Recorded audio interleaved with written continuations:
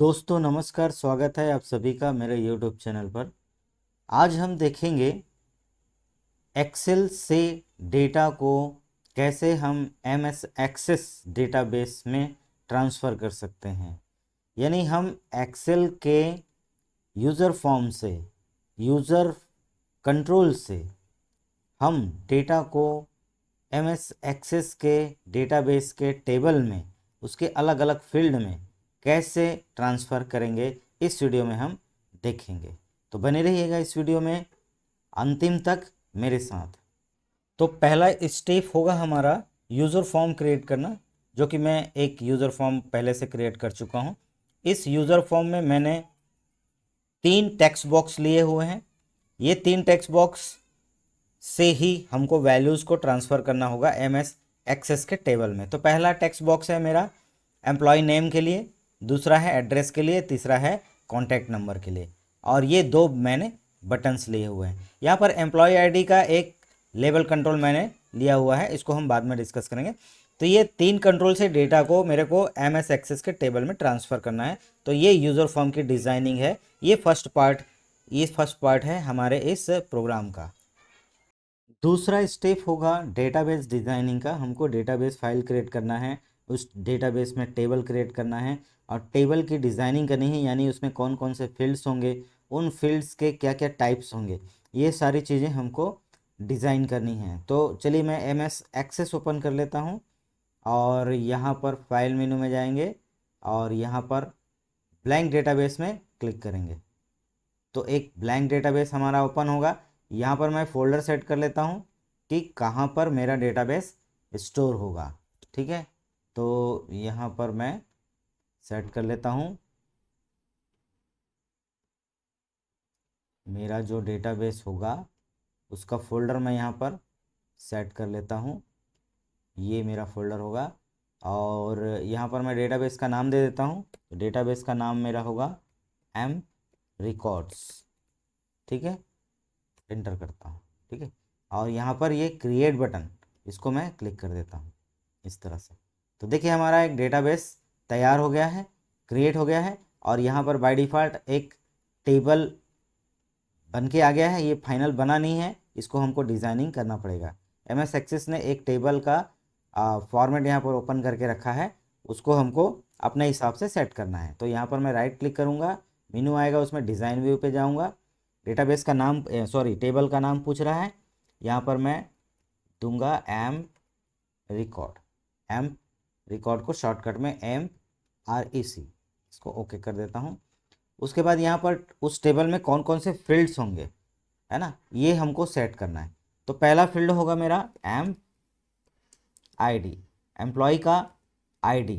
ये auto number होगा, auto number माने ये नंबर में होगा और अपने आप जनरेट होगा। 1 2 3 4 ऐसे अपने आप जनरेट होता रहेगा, हमको इसको इंटर करने की ज़रूरत नहीं पड़ेगी। ये डेटाबेस में अपने आप जनरेट होगा और इस फील्ड में इंटर होता जाएगा। ठीक है, तो ये ऑटो नंबर हम कर देते हैं। दूसरा होगा एम नेम, ये हमारा होगा एम्प्लॉय का नाम। तो यहाँ पर हम इसको लॉन्ग टेक्स्ट में रख देते हैं, लंबा नाम हो सकता है। और यहाँ पर होगा हमारा एड्रेस, एम्प्लॉय का एड्रेस, ये भी लॉन्ग टाइप का होगा, लॉन्ग टेक्स्ट। और एक रख देते हैं कॉन्टैक्ट, ये हमारा मोबाइल नंबर का होगा, तो इसको भी हम लॉन्ग टेक्स्ट में रख देते हैं। ठीक है, ये हमारा टेबल का जो डिज़ाइन है वो बन के तैयार हो गया। इसको हम सेव कर सकते हैं, Ctrl+S के माध्यम से हमने सेव कर दिया और यहाँ पर इसको हम बंद कर देते हैं। ठीक है, यस। ठीक है, तो ये दूसरा पार्ट डाटाबेस डिज़ाइनिंग का, टेबल डिज़ाइनिंग का हमारा कंप्लीट हुआ। अब जो तीसरा पार्ट है वो कोडिंग का पार्ट है, जिसमें हम डेटाबेस को कनेक्ट करेंगे हमारे MS एक्सेल से। MS एक्सेल में जो हमने यूज़र फॉर्म बनाया हुआ है उससे कनेक्ट करेंगे VBA कोड के माध्यम से। तो उसको कैसे करते हैं उसको देखते हैं। तो कोडिंग पार्ट में सबसे पहला चीज़ जो यूज़र फॉर्म की डिज़ाइनिंग है, ये तो मैंने आपको बता ही दिया।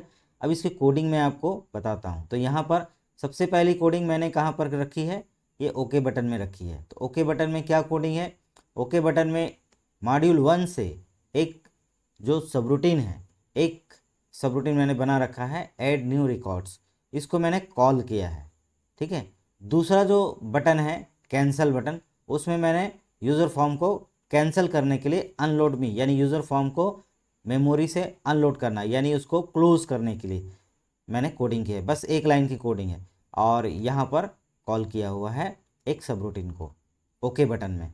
तो मॉड्यूल 1 पे चलते हैं, देखते हैं इस सबरूटीन में क्या कोडिंग किया हुआ है। तो सबसे पहले ये जो है ऑप्शन एक्सप्लिसिट है, ये एक सबरूटीन मैंने और बनाया हुआ है वर्कशीट से यूज़र फॉर्म को शो कराने के लिए।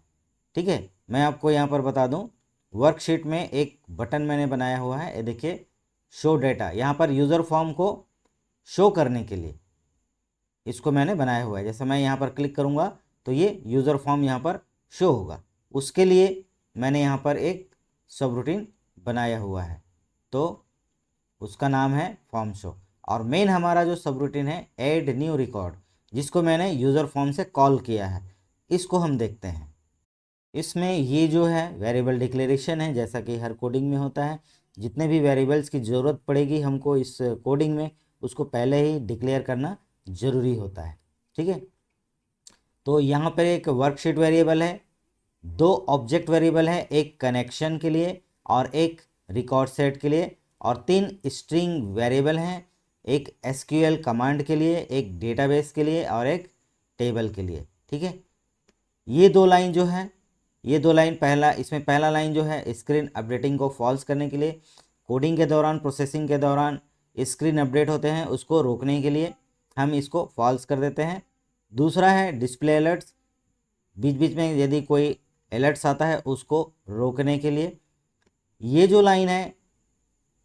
लाइन है इसमें जो डीबी हमारा डेटाबेस का नाम है, जो वेरिएबल हमने लिया हुआ है स्ट्रिंग वेरिएबल, उसमें हम डेटाबेस के नाम को उसके पाथ सहित पूरा यहाँ पर स्टोर करते हैं। तो हमारे डेटाबेस का नाम हमने क्या रखा है, एम्प रिकॉर्ड्स, और उसका जो एक्सटेंशन होता है एक्सेस का, वो हमने यहाँ पर लिखा हुआ है ACCDB।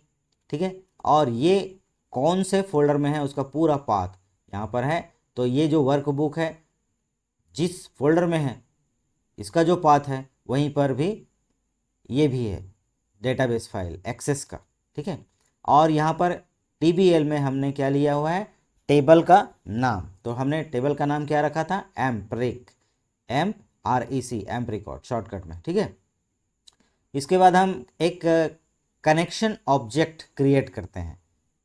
ठीक है, ADODB डॉट कनेक्शन, यहाँ पर आप देख पा रहे हैं ADODB डॉट कनेक्शन, एक कनेक्शन ऑब्जेक्ट क्रिएट करते हैं और हम उस ऑब्जेक्ट को असाइन करते हैं इस वेरिएबल में, जो हमने एक ऑब्जेक्ट वेरिएबल बनाया है CON, इसमें हमने उसको असाइन कर दिया। ठीक है, और हमने कनेक्शन ओपन किया। कनेक्शन ओपन करते समय आपको एक कनेक्शन स्ट्रिंग की ज़रूरत पड़ती है, तो यहाँ पर कमांड होता है कॉन, यानी कनेक्शन वेरिएबल का नाम डॉट ओपन, और यहाँ पर आपको कनेक्शन स्ट्रिंग पास करना होता है। ठीक है, कनेक्शन स्ट्रिंग में क्या लिखेंगे, प्रोवाइडर इक्वल टू microsoft.ace.oledb.12 यानी 12.0, ये पहला पार्ट हुआ। दूसरा पार्ट हमारे डेटाबेस का नाम, तो डेटा सोर्स इक्वल टू यहाँ पर जो भी हमारा डेटाबेस का नाम है पूरा पाथ सहित, हमारा डेटाबेस कहाँ पर है वो हमको यहाँ पर लिखना है। तो हमने DB वेरिएबल में यहाँ पर देखिए पूरा डेटाबेस का नाम उसके पाथ सहित स्टोर करा रखा है, तो यहाँ पर हमने इसको सेट कर दिया। ठीक है, यदि आपके डेटाबेस में पासवर्ड है, अभी तो हमारे केस में पासवर्ड नहीं है, यदि आपने अपने एक्सेस डेटाबेस में पासवर्ड दे रखा है तो आपको ये कनेक्शन स्ट्रिंग यूज़ करना होगा। ठीक है, ये सेम एज इट इज़ है, पहला लाइन आप देख पा रहे हैं यहाँ पर, ये जो लाइन है पूरा सेम है। आपको अतिरिक्त लाइन क्या ऐड करना पड़ेगा, तो यहाँ पर ये लाइंस आपको एक लाइन ऐड करना पड़ेगा। कौन सा, तो ये देखिए ZOLEDB कोलन का साइन लगाएंगे, डेटाबेस पासवर्ड लिखेंगे इक्वल टू जो भी आपका डेटाबेस पासवर्ड होगा वो लिख देंगे, सेमीकोलन लगा देंगे। ये लाइन बस आपको ऐड करना पड़ेगा।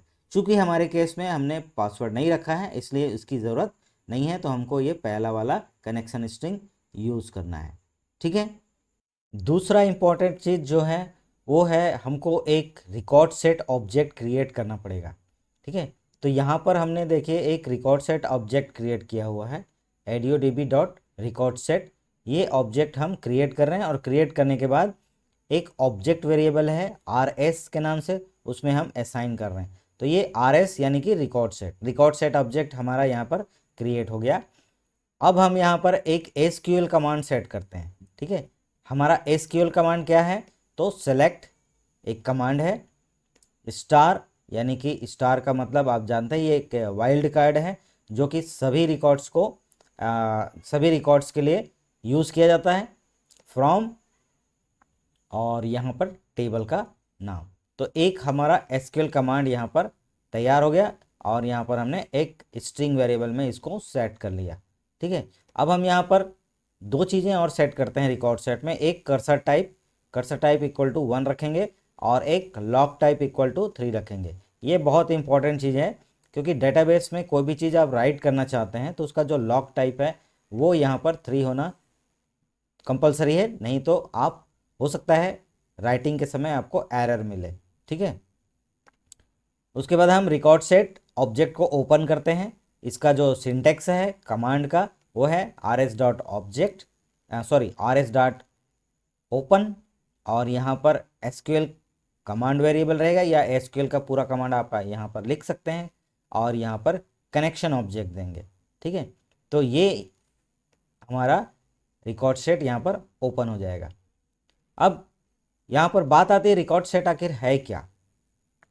रिकॉर्ड सेट ऑब्जेक्ट वास्तव में जो डेटाबेस होता है MS एक्सेस का, उस डेटाबेस में जो टेबल होता है उस टेबल में हम रिकॉर्ड्स के साथ जो खेलते हैं या रिकॉर्ड्स के साथ जो भी मैनिपुलेशन करते हैं, जैसे कि नए रिकॉर्ड्स डालना, पुराने रिकॉर्ड्स को हटाना, जो रिकॉर्ड्स हैं उसको एडिट करना, रिकॉर्ड्स में जो नेविगेशन होता है, first record, last record, previous record और नेक्स्ट रिकॉर्ड, इस तरह के जो ऑपरेशंस होते हैं डेटाबेस में, किसी भी डेटाबेस के टेबल्स में, उसको हम रिकॉर्ड सेट ऑब्जेक्ट के थ्रू ही कर सकते हैं। ये सारे काम, ये सारे एक्शंस आप रिकॉर्ड सेट ऑब्जेक्ट के थ्रू ही कर पाएंगे।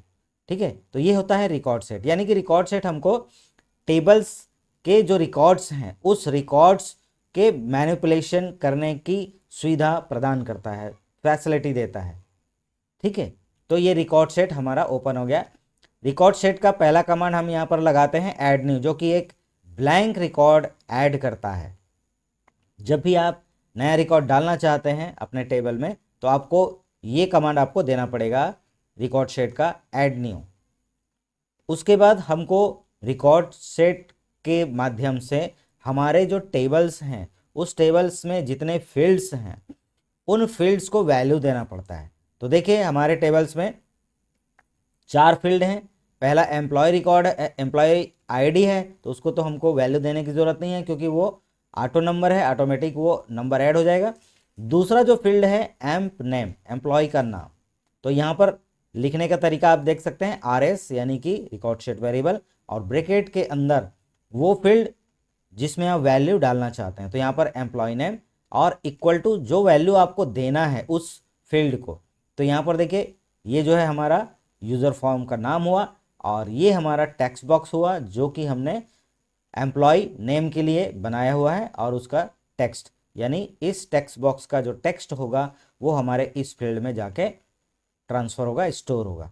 वैसे ही ये एड्रेस के लिए है, तो एड्रेस के लिए हमने यहाँ पर देखिए ये वाला टेक्स्ट बॉक्स लिया हुआ है।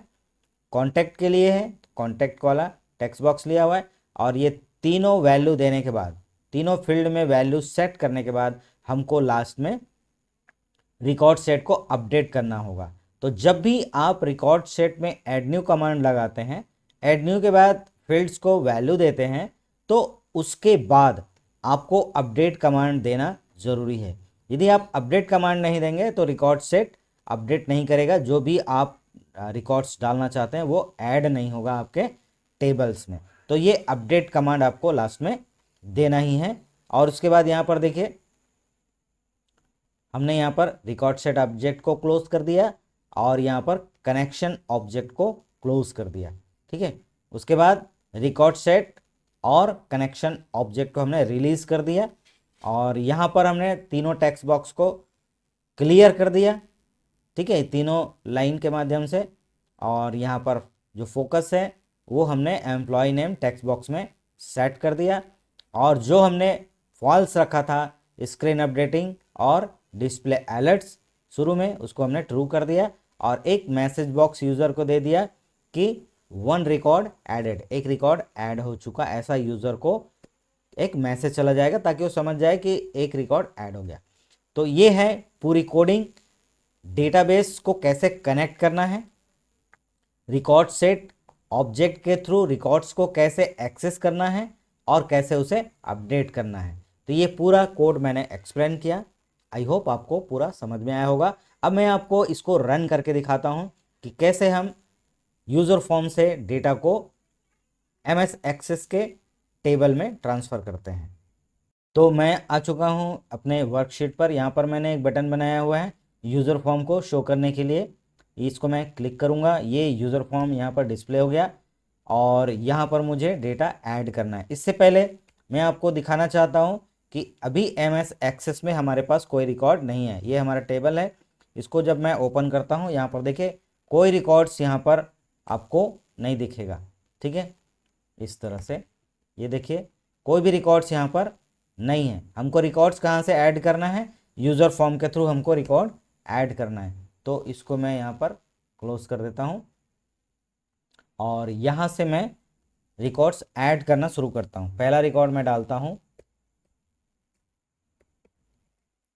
एड्रेस और ये contact number. Okay button click करता हूँ। ये देखिए एक रिकॉर्ड ऐड हो चुका। दूसरा रिकॉर्ड मैं डालता हूँ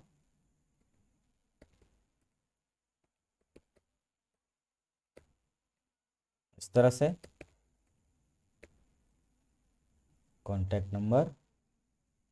ओके, ये देखिए दूसरा रिकॉर्ड ऐड हो चुका। तीसरा रिकॉर्ड डालता हूँ मैं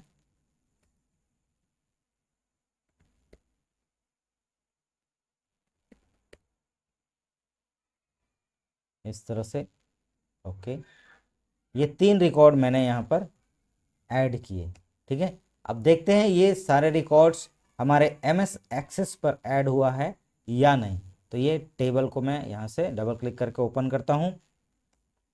यहाँ पर आप देख पा रहे हैं 3 रिकॉर्ड्स जो मैंने डाले हैं वो ऐड हो चुका है ना। पहला रिकॉर्ड राजेंद्र कुमार, ये देखिए उसका। दूसरा मोहन सिंह, तीसरा जयप्रकाश।